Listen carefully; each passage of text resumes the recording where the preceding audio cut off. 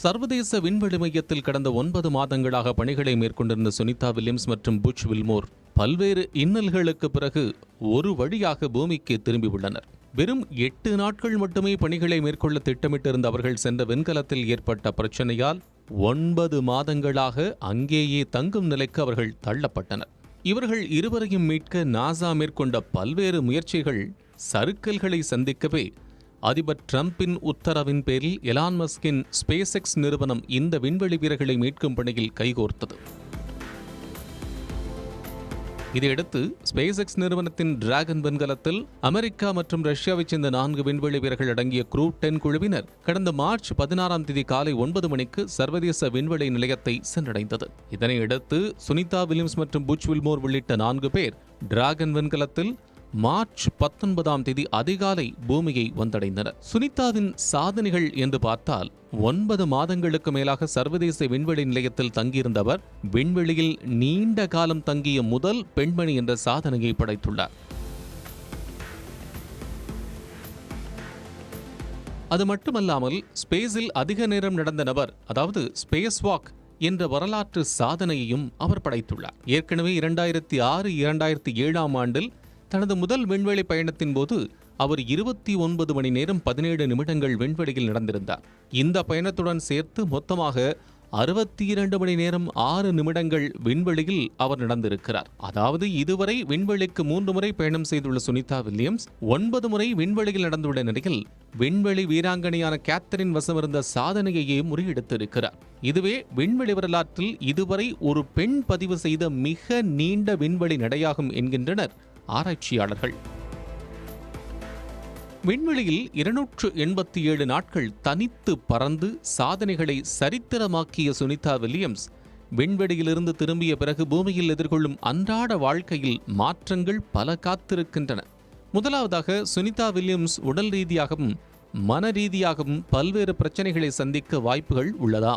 குறிப்பாக புவியீர்ப்பு விசை இல்லாமல் நீண்ட காலம் விண்வெளியில் இருந்தது பல்வேறு இன்னல்களுக்கு வழிவகுக்கக்கூடும் என்கின்றனர் அறிவியல் வல்லுநர்கள்.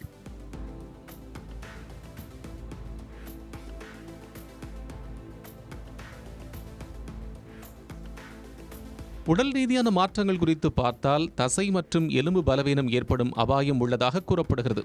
புவியீர்ப்பு இல்லாத சூழலில் தசைகள் 20 முதல் 30% பலவீனமாக இருக்கும். எலும்பு அடர்த்தி 1 முதல் 2% குறையும் என்றும் கூறப்படுகிறது. என்னதான் தினமும் உடற்பயிற்சி செய்தாலும் முதல் சில வாரங்கள் நடப்பது, படிக்கட்டு ஏறுவது போன்றவை சிரமமாக இருக்கும் என்றே அறிவியல் வல்லுநர்கள் கருதுகின்றனர். 2007 விண்வெளியில் இருந்து பூமிக்கு திரும்பிய போது நடப்பது மறந்துவிட்டது போல உணர்ந்தேன் என்று சுனிதா வில்லியம்ஸே கூறியிருந்தார் என்பதும் இங்கு நினைவு கூறத்தக்கது. விண்வெளியில் புவியீர்ப்பு விசை இல்லாததால் இரத்த ஓட்டம் இயற்கையாகவே மேல் நோக்கிதான் இருக்கும். அப்போது இதயத்தின் செயல்பாடு அதற்கேற்றார் போல் இருக்கும். ஆனால் பூமிக்கு வந்துள்ளதால் அவர்கள் இரத்த ஓட்டம் அப்படியே திசை மாறி இருக்கும். இதனால் இதயம் வேகமாக துடிக்கவும் அடிக்கடி மயக்கம் ஏற்படவும் அதிக வாய்ப்புள்ளது. அவர்கள் ஒவ்வொரு முறையும் தலையை அசைக்கும் போது உலகமே அவர்களை சுற்றுவது போல உணர்வார்கள். அவர்களின் மூளை பூமியின் ஈர்ப்பு விசைக்கு ஏற்ப மீண்டும் மாற சில நாட்கள் முதல் வாரங்கள் வரை ஆகலாம் என்கின்றனர் மருத்துவ நிபுணர்கள். அதோடு பல விண்வெளி வீரர்கள் பூமிக்கு திரும்பியதும் space flight associated neuro ocular syndrome என்கின்ற பிரச்சனையை சந்திக்க நேரிடும்.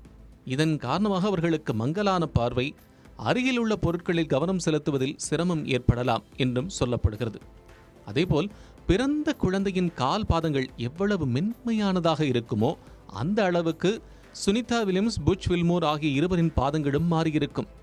இதனால் நடக்கும்போது அதிக வலி ஏற்படவும் வாய்ப்புள்ளது. விண்வெளியில் நீண்ட நாட்கள் இருந்ததால் காஸ்மிக் ரேடியேஷன் தாக்கம் அவர்கள் உடலில் ஏற்பட்டிருக்க அதிக வாய்ப்புள்ளது. இதனால் தோல் புற்றுநோய், இரத்த புற்றுநோய் ஏற்பட சாத்தியக்கூறுகள் உள்ளதாக விஞ்ஞானிகள் கூறுகின்றனர். மன ரீதியான விளைவுகள் என்று பார்த்தால் 9 மாதங்களுக்கு மேல் குடும்பத்தை பிரிந்து சிறிய இடத்தில் வாழ்ந்தது மன அழுத்தத்தை தரலாம். புவியீர்ப்பு மனதுக்கு சோர்வை ஏற்படுத்தலாம். கூட்டமும் சத்தமும் முதலில் அந்நியமாக இவர்களுக்கு தோன்றலாம். அன்றாட வாழ்க்கை மாற்றங்களை பொறுத்தவரை விண்வெளியில் உலர்ந்த உணவுகளையே சாப்பிட்டு பழகிய அவர்களுக்கு மீண்டும் பழைய மாதிரியான உணவுகளை சாப்பிடுவதிலும் அது செரிமானம் ஆவதிலும் பிரச்சனைகள் ஏற்படலாம்.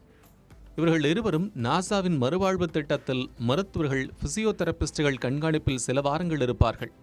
அதன் அடிப்படையில் 1 முதல் 3 வாரங்களில் நடப்பது சரியாகும். 3 முதல் 6 மாதங்களில் முழு உடல் வலிமையும் திரும்பும்.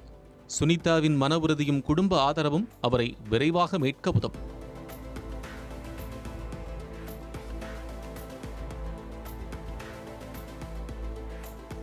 இந்த நிலையில் சுனிதாவிற்கு வழங்கப்படும் சம்பளம் எவ்வளவு என்பது குறித்த தகவலும் வெளியாகியுள்ளது. நாசா விண்வெளி வீரர்களுக்கு GS-12 முதல் GS-15 கிரேடில் ஊதியம் வழங்கப்படும் நிலையில் சுனிதா வில்லியம்ஸ் மற்றும் புட்ச் வில்மோர் ஆகியோரின் சம்பளம் GS-15 கிரேடில் உள்ளதாக கூறப்படுகிறது. இருவரும் மத்திய அரசின் ஊழியர்கள் என்று கூறப்படும் நிலையில் GS-15 தரத்தில் உள்ளவர்களின் ஆண்டு சம்பளம் இந்திய ரூபாயில் தோராயமாக 1.08 கோடி முதல் 1.41 கோடி வரை ஆகும் என்று சொல்லப்படுகிறது. விண்வெளி நிலையத்தில் 9 மாதங்கள் தங்கியிருந்ததற்காக 1.05 கோடி, இதர படிகள் வகையில் 1.06 கோடி அவருக்கு கிடைக்கும் என்று நாசாவின் வட்டாரங்கள் தெரிவிக்கின்றன.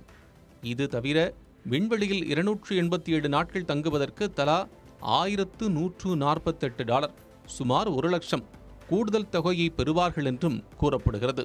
எது எப்படியோ வெறும் 8 நாட்கள் பணிக்காக விண்வெளிக்கு சென்ற சுனிதா மற்றும் புட்ச் வில்மோர் இருவரும் மீண்டும் பத்திரமாக பூமிக்கு திரும்பி வந்திருப்பது சக விஞ்ஞானிகள், ஆராய்ச்சியாளர்கள் மற்றும் அவரது குடும்பத்தினரிடையே ஒரு மகிழ்ச்சியையும் நம்பிக்கையையும் தந்திருக்கிறது.